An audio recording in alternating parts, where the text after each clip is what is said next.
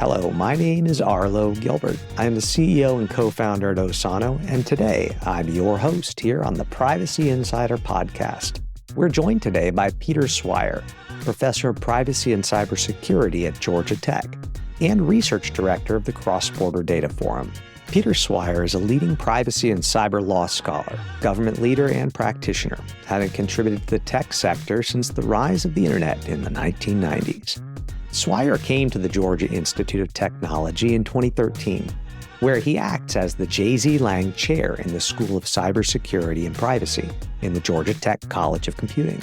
He is a professor of law and ethics in the Scheller College of Business and has an appointment by courtesy with the School of Public Policy. He is senior counsel with Alston & Bird LLP and research director of the Cross-Border Data Forum. Swire served as a member of former President Obama's Review Group on Intelligence and Communications Technology. He has since served as co-chair of the Global Do Not Track process for the World Wide Web Consortium, a senior fellow with the Future of Privacy Forum and on the National Academy of Sciences and Engineering Forum on Cyber Resilience. Under President Clinton, Swire was the chief counselor for privacy in the U.S. Office of Management and Budget, the first person to have U.S. government-wide responsibility for privacy policy. Under President Obama, he was a special assistant to the president for economic policy. Hello and welcome to the Privacy Insider podcast. My name is Arlo Gilbert. I am the CEO and co-founder at Osano and your host today on the Privacy Insider. My guest today is Peter Swire. Peter, welcome to the show. We are so happy to have you. Glad to be here, Arlo. And now you're down in the Georgia area, is that right? Atlanta, Georgia. That's where Georgia Tech is. Fantastic. Well, you have had an amazing background. Going through your career here is a list of enviable engagements when it comes to privacy, for sure. You're a scholar in cyber law and privacy. You have been involved in government. You are an attorney. You are a professor. It sounds like really very much a Renaissance man. And you are working in the computing department. Is that right? I'm in the College of Computing now, which is a strange place for a law professor to be. Indeed. And now prior to going to Georgia Tech, you had worked on President Obama's team. You had worked on the Clinton team. I mean, this background is just amazing. So we're really excited to be talking about this election with you, Peter. We've got two candidates, both of whom are polarizing, depending upon your point of view. And when it comes to privacy and all things related to policy in this election, we have seen policy come and go several times and not get passed. I'm really interested to understand your take on this general election we have coming up between Trump and Harris. And I am really curious how you think that this might impact the future of privacy and how these two candidates are approaching privacy, if at all. Well, thanks, Arlo. I'm glad to be here. I think the first thing is that privacy has not been a top-level issue in the campaign. When you listen to the stump speeches of the two candidates, they're rarely talking about privacy.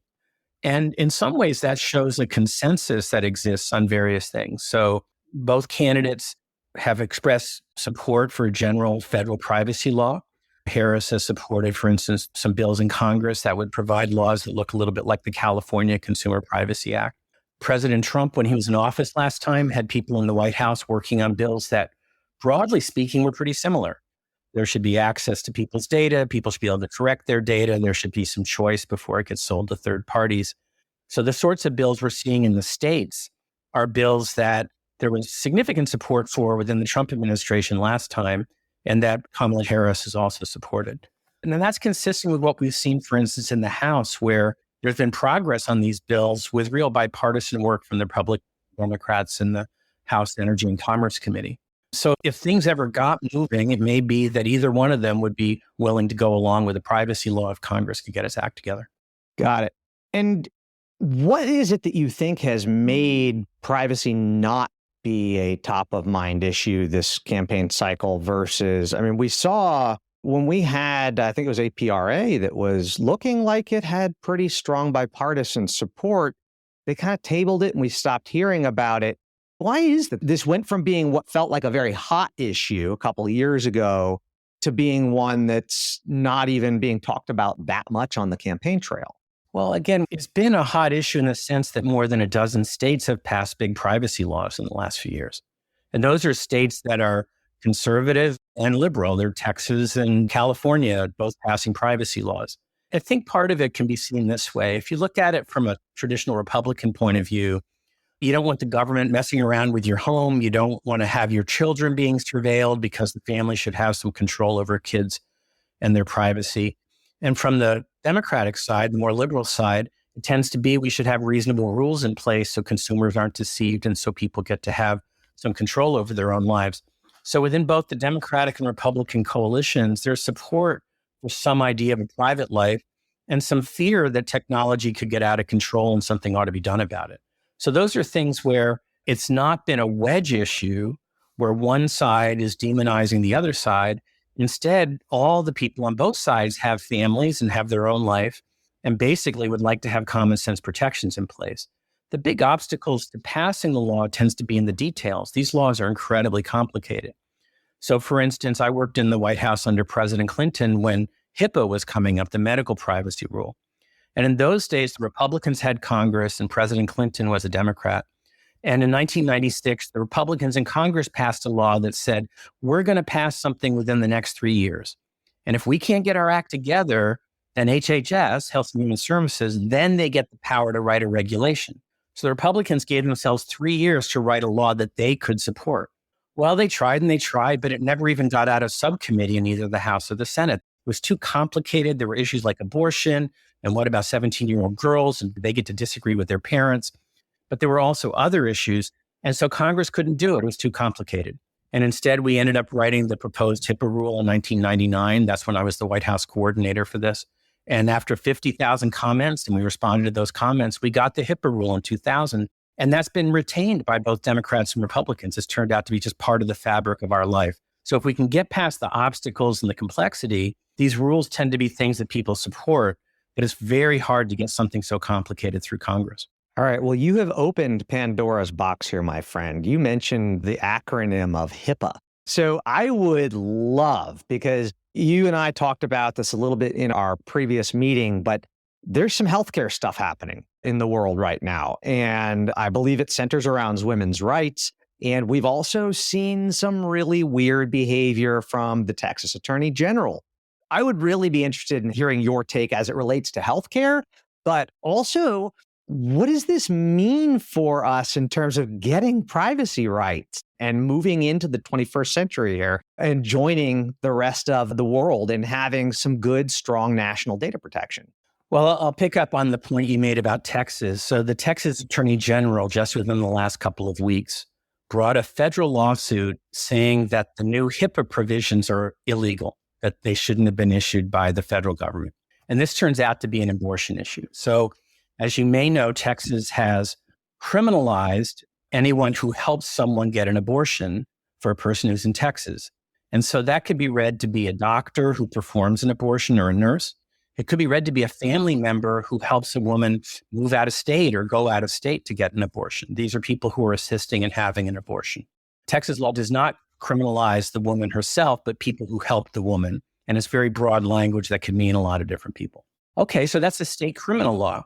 Now, the federal government last year, after Dobbs, after the decision that overturned Roe versus Wade, the federal government updated HIPAA. And it said this. It said that if a state is trying to enforce its laws about reproductive activities, including abortion, and they ask for records held out of state from a hospital, that out-of-state entity is not supposed to turn over the records. So if there's a hospital in California or New York, they're not supposed to send the records of the woman back to Texas. And the idea was if the woman goes to California in order to have an abortion that's legal in California, that shouldn't create a criminal case back in Texas. That's Texas imposing its criminal laws on the rest of the country. Biden-Harris administration, in support of women's rights, as it would describe it, has made it clear that the medical records of people who travel out of Texas will be protected, or out of other states that are so strict like this, Alabama and the rest. But the Texas Attorney General has said, well, we want to be able to enforce this. And as a step to do that, we're challenging the federal regulation. We're saying the regulation is protecting those women's records in California or wherever. And that change to the HIPAA regulation, the Texas people say, is unlawful. And so if they win, if the HIPAA rule changes, get struck down, then the Texas Attorney General in many instances would be able to grab the medical records under a court order and force those court records to go from California back to Texas. And that's where abortion politics and privacy get mixed together, because we have some states like Texas who are taking vigorous efforts to try to block abortions, and other states, including a lot of the northern part of the United States, that are taking vigorous efforts to protect the right for a woman to have an abortion. But these two clash when it comes to enforcing the criminal laws like Texas has. My head is just spinning over this topic. I mean, the idea that I could go to another state, talk to my doctor, and then another state can try and go and get that data about what I had conversations with in my procedures it's just the antithesis of what we have all agreed on for a long time now under HIPAA. So the women's health care issue is top of mind for a lot of people. Do you think that this is going to drive incentives or pushback for a privacy regulation in the United States? Well, on this particular issue of reproductive records, the federal government has already put these protections in place. Now, if Mr. Trump were elected, quite possibly they'd repeal this, and they'd open the door for Texas to be able to do what it wants to do, which is grab the medical records from the other states. And Texas would say they're just enforcing their criminal laws like enforcing a murder law, and they should be able to get the records. But people in the rest of the country would say that Texas is imposing its values on the rest of the country and stopping a woman from exercising her rights in other states when they're happening outside of Texas. So when we have one big country, but people move back and forth and states disagree so much, we have this conflict. And if the Republicans win, they're likely to do more the way that Texas likes it and not so much the way California likes it. Hey, I have a question for you, Peter. Doesn't this kind of like go to, at some level, the interstate commerce clause? I mean, I pay my doctor in California to provide me services. What grounds are there for establishing a transfer of information on those states? I mean, I know that HIPAA protects that, but what are the grounds that the Attorney General is using in their legal argument to try and support this? Because this is the first state having done this to try and challenge this regulation. So what's the rationale? Well, I think the rationale is, if you think of this like a typical criminal case, there's many instances where there's a conspiracy or some business activity and Texas is trying to enforce against something. And then they're able to find a company that has jurisdiction in Texas and force that company to act. Or there's employees in Texas and they can punish the employees in Texas if they don't act. And so this happens for other kinds of crimes all the time. And now for privacy reasons or protecting a woman's rights reasons, the states that are not Texas would object to this. Right now, there's a federal rule in place. The federal rule is the supremacy clause. The federal rule wins while it's in place. But if the federal rule says Texas gets the records, or there's no rule stopping Texas from getting the records, Texas can use all the powers it usually uses for all its criminal enforcement. And a lot of times they can find some way to get jurisdiction. Interesting. So I have a lot I would love to talk to you about. We get a brilliant leader in privacy and law who has been around the block. And it's such a privilege to be able to ask these kinds of questions. So we've talked a little bit about Texas. We've talked a little bit about women's health care, federal privacy regulations. What we haven't talked about is the big elephant in the room that everybody's talking about these days, AI. And I'm really interested. Have you spent any time looking into AI, looking into its impacts on privacy? And I mean, I assume that must be happening. You can't help it these days. Right? It's It's everywhere. And being in a college of computing, I'm around people who are working on machine learning and AI all the time. So that's definitely something that I just see at lunch table conversations and stuff. I think, as with a lot of other things, Europe has been the most regulatory when it comes to AI. There's real concerns within Europe about whether GDPR, their general data protection regulation, about whether GDPR allows these extra uses to train AI models. And I think it's fair to say that a lot of the privacy regulators think that grabbing all this data, scraping it from the web, and then reusing it, a lot of privacy regulators in Europe would think that's not allowed under GDPR. So, for instance, the Italian privacy agency, the Garante, brought an action last year against OpenAI and negotiated out a settlement. But these concerns in Europe under GDPR keep happening. Plus, Europe has the AI Act, which is going to require risk assessments when you do AI around personal data or otherwise. So as with many other circumstances, Europe's written rules before the rest of the world has. In the United States, the template, the model that people look to is the Biden administration issued what's called an executive order on AI, which has its own kind of impact assessments to make sure things aren't discriminating and to make sure if you use AI, you're using the data fairly and not creating bias, among other things. And it should be done safely and not in a way that's going to lead to other kinds of problems. So there's some guidance from the federal agencies about what they're doing, and companies can look to that guidance and read the executive order. I think that along with the privacy, what's going on AI stuff, there's this global economic competition going on. So on AI, Americans look at China and say, you've got over 1 billion people, collect the data like crazy, you get the biggest data sets. China's going to have a lead on AI, and that's going to be a significant thing. China looks at the United States and says, well, you look at OpenAI and Google and the rest of these companies, and the cutting edge is happening in the US and China's falling behind. And then in Europe, they're looking around and saying, can we even do AI given the privacy rules? And how come none of the big successful companies so far are winning in Europe, even though Europe has some of the best machine learning and AI researchers? And I think up until now, just describing the markets, it looks like it's hard to start these companies in Europe. There's too many regulatory barriers. There was a recent, very important report by a man named Mr. Draghi, who had been head of the European Central Bank. He wrote a report looking at Europe as an entity and said their regulatory systems getting in the way of their economic competitiveness and their productivity. But when it comes to AI, Europe has amazing expertise, but hasn't won on companies. And really, it's the US and China right now where the big competition seems to be happening. Yes, I have witnessed some of the Chinese AI, and there's video, generative video, and it looks hyper realistic, and it's pretty stunning. The pace of innovation, I don't know about you, but I have not in my entire life ever seen anything move this fast. I'm old enough that I was writing about the internet as it came online in 1990, 91, and 92. And if you look at those early 90s days of the internet suddenly happening, the first commercial activity on the internet was 1993. And by 2 or 3 years later, all sorts of things had happened. So this AI explosion reminds me of the internet explosion in the 90s.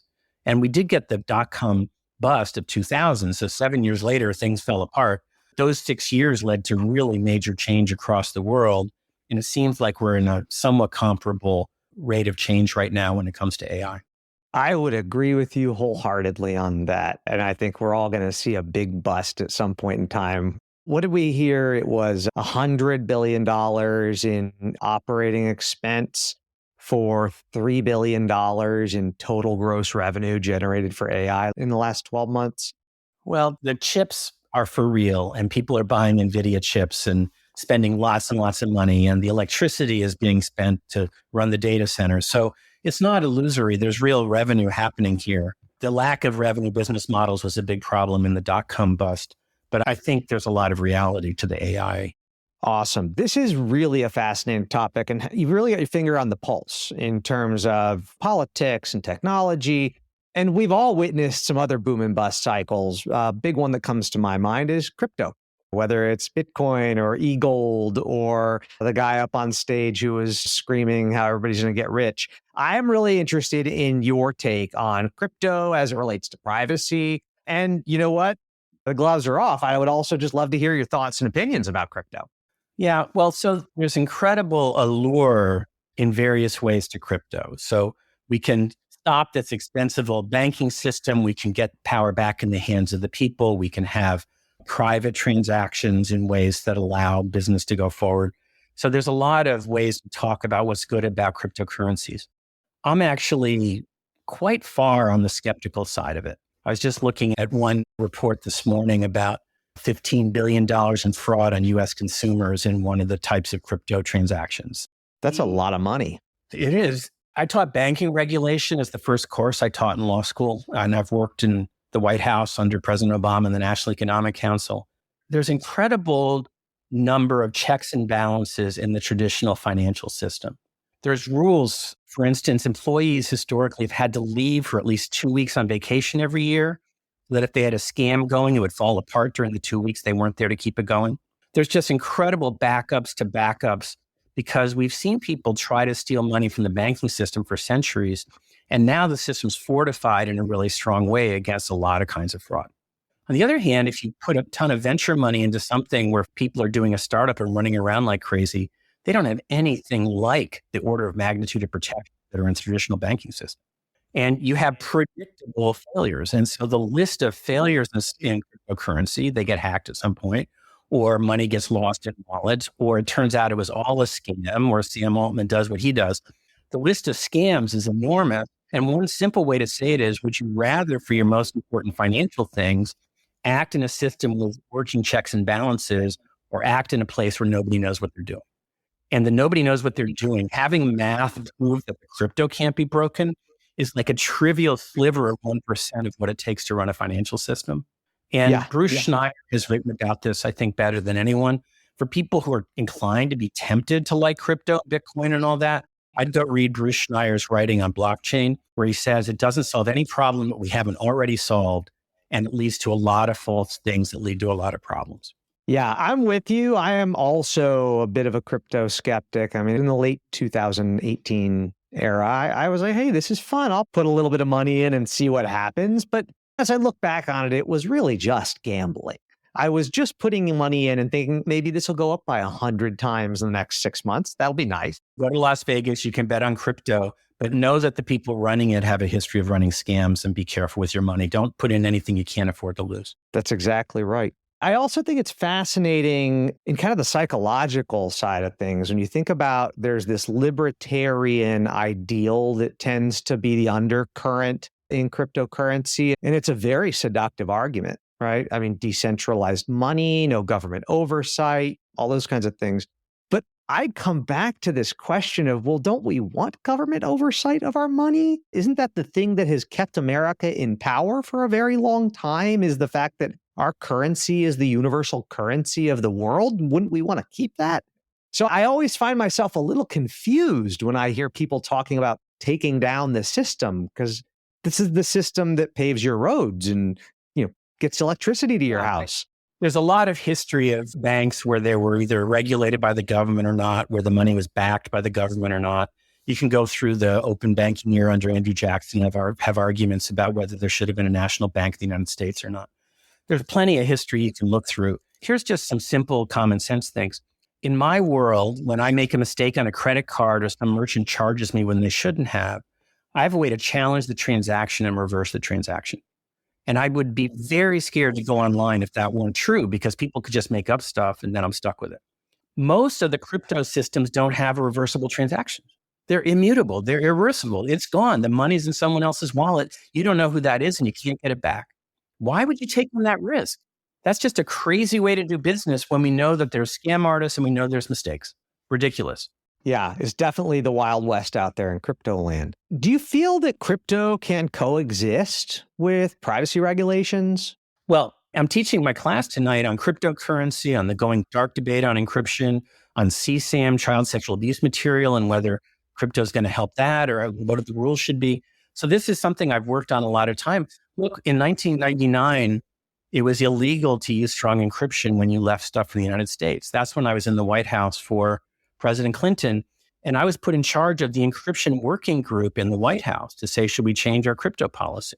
And my view was we need to move towards strong encryption. You can't have the internet without strong privacy and security through encryption. And so there's innumerable good uses of encryption. We can't do modern cybersecurity without pervasive encryption in 100,000 different ways. So I'm a huge lover of encryption, and I've often written on why the crypto protections are more important than letting law enforcement have backdoors. Okay, so I'm way on the side of good crypto. I'm not on the side of cryptocurrencies because my experience in banking regulation is they lack essential safeguards and they're a recipe for scams.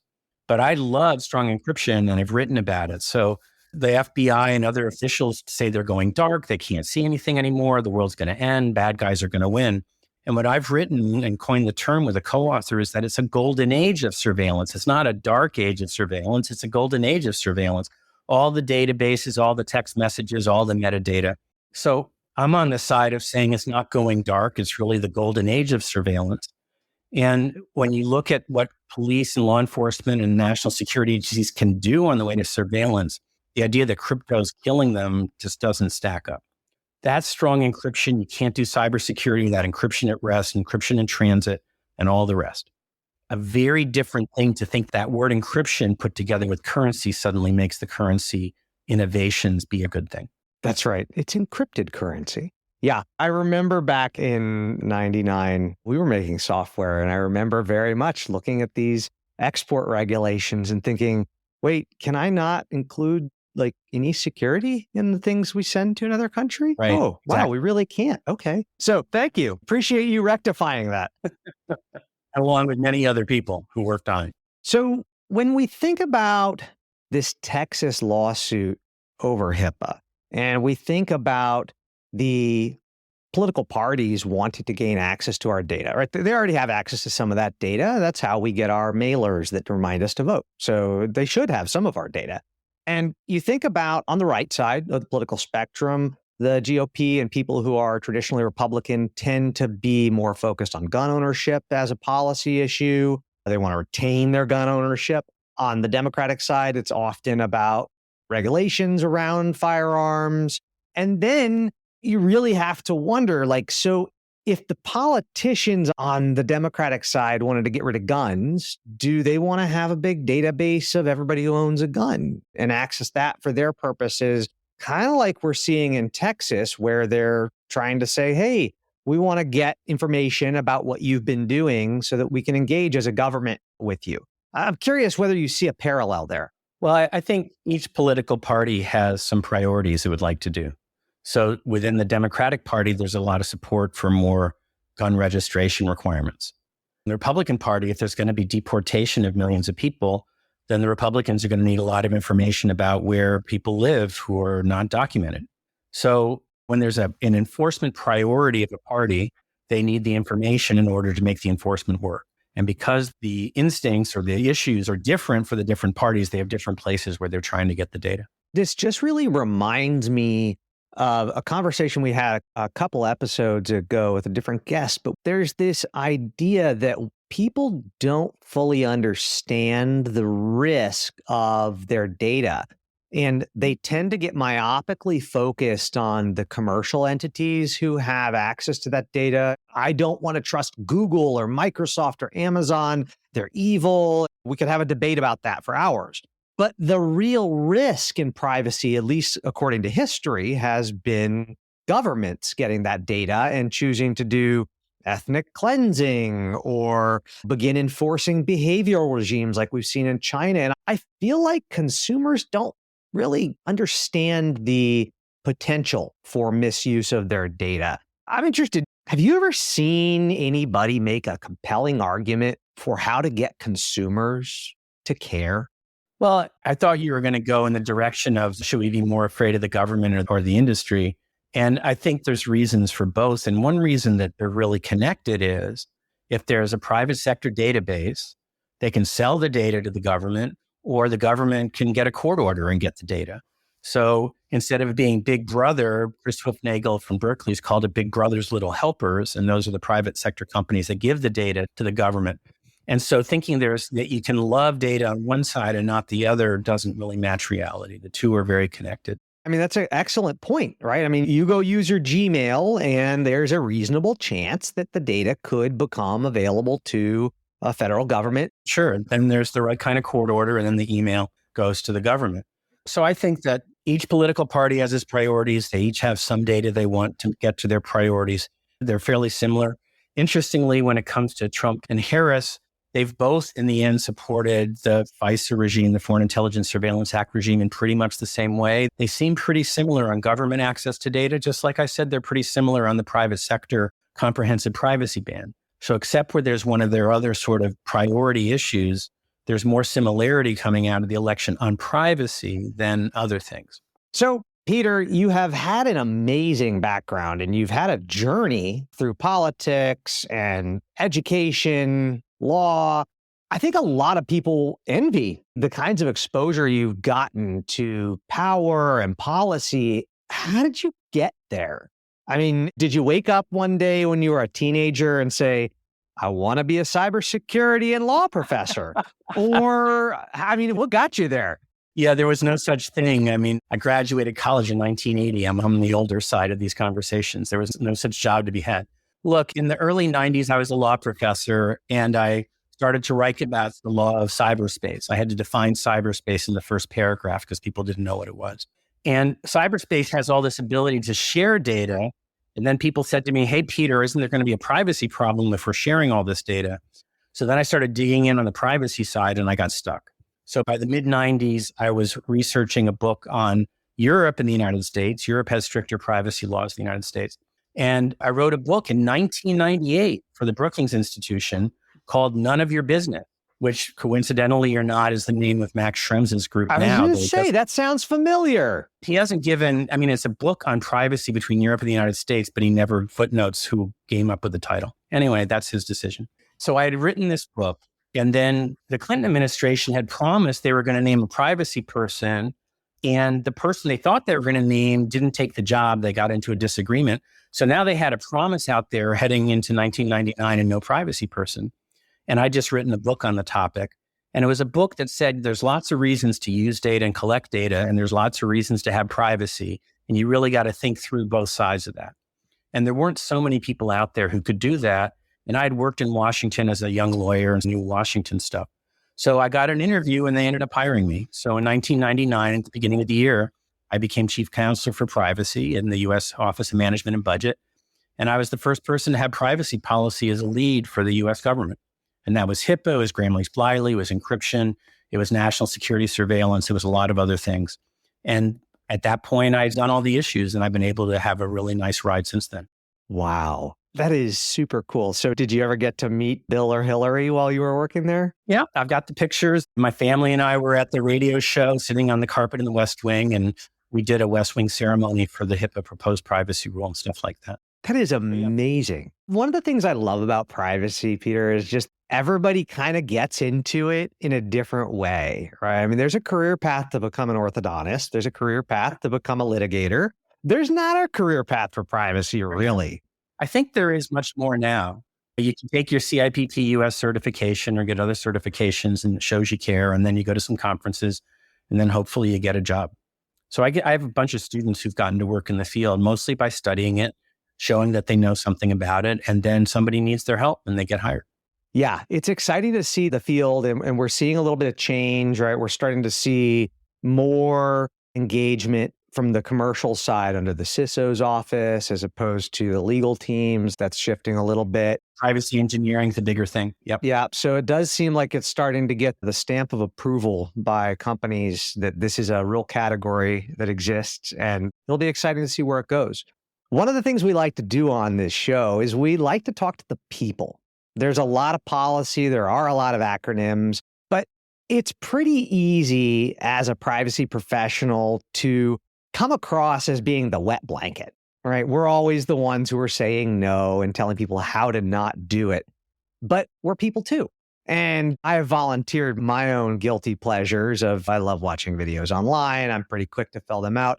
Is there anything that you do in your personal life that you might say is probably not the best privacy choice, but at least you have the choice? You warned me you might ask me something like this. And here's what I'll say. Look, I'm a professor and maybe I'll write my memoirs someday, and I like to have a good handle on history. So a lot of companies would have a data retention policy of delete all your emails after 1 year or 2 year. But I must say on my hard drives, I've backed up older emails. So someday if I want to go back in and look at what I've done all these years of 40 years working in the field, I'll still have some information there. That's not good practice in the corporate network, but as a professor, I've decided it can meet the European GDPR exception for historical interest. So I'm going to keep on having some records about what I've done in the course of my career. I love that. And you're building an amazing collection of data upon which you could go now use a local language model to help you answer questions about all that history. So thank you for joining, and we look forward to potentially having you again on a future episode. Great. It's been great to be here today, Arlo. Thanks very much. Thank you for listening to this episode of the Privacy Insider Podcast. You can find a full transcript of this episode and any show notes at osano.com. That's www.osano.com. And while you're there, get access to an excerpt of my book, The Privacy Insider: How to Embrace Data Privacy and Join the Next Wave of Trusted Brands, which is now available on Amazon for purchase. Until next month, take care. And remember, data privacy is a fundamental human right, y'all.